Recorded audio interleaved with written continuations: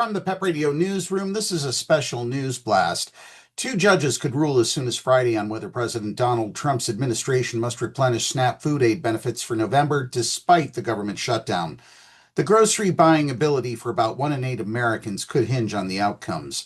Even if a judge rules the benefits cannot be suspended for the first time in SNAP's 61-year history, many beneficiaries are likely to face delays in getting the debit cards they use to buy groceries to be reloaded. That process can take 1 to 2 weeks, so it's likely too late to get funds on cards in the first days of November. In a hearing in Boston Thursday on a legal challenge filed by Democratic officials from 25 states, one federal judge seemed skeptical of the administration's argument that SNAP benefits could be halted. U.S. District Judge Indira Talwani told lawyers that if the government can't afford to cover the costs, there's a process to follow rather than simply suspending all benefits. The steps involve finding an equitable way of reducing benefits, said Talwani, who was nominated to the court by former President Barack Obama. Talwani seemed to be leaning toward requiring the government to put billions of dollars in emergency funds towards SNAP. That, she said, is her interpretation of what Congress intended when an agency's funding runs out.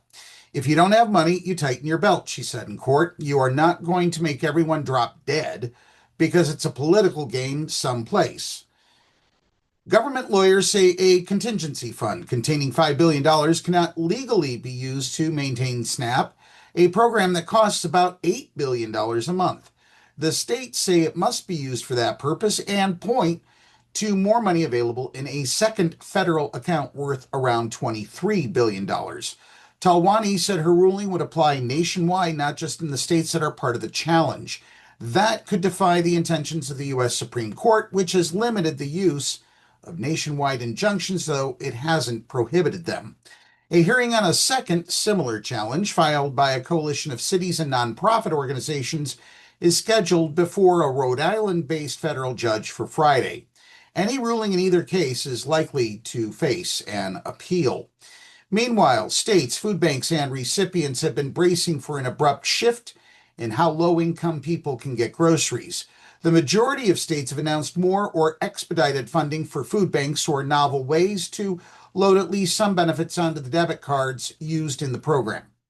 Advocates and beneficiaries say halting the food aid would force people to choose between buying groceries and paying other bills.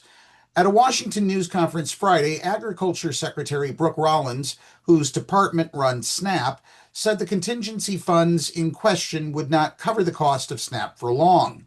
Speaking at a press conference with House Speaker Mike Johnson at the Capitol, she blamed Democrats for conducting a, quote, disgusting dereliction of duty, end quote, by refusing to end their Senate filibuster as they hold out for an extension of health care funds. A push this week to continue SNAP funding during the shutdown failed in Congress. To qualify for SNAP in 2025, a family of four's net income after certain expenses can't exceed the federal poverty line, which is about $31,000 per year. Last year, SNAP provided assistance to 41 million people, nearly two-thirds of whom were families with children, according to the lawsuit. That's the News Blast for this hour.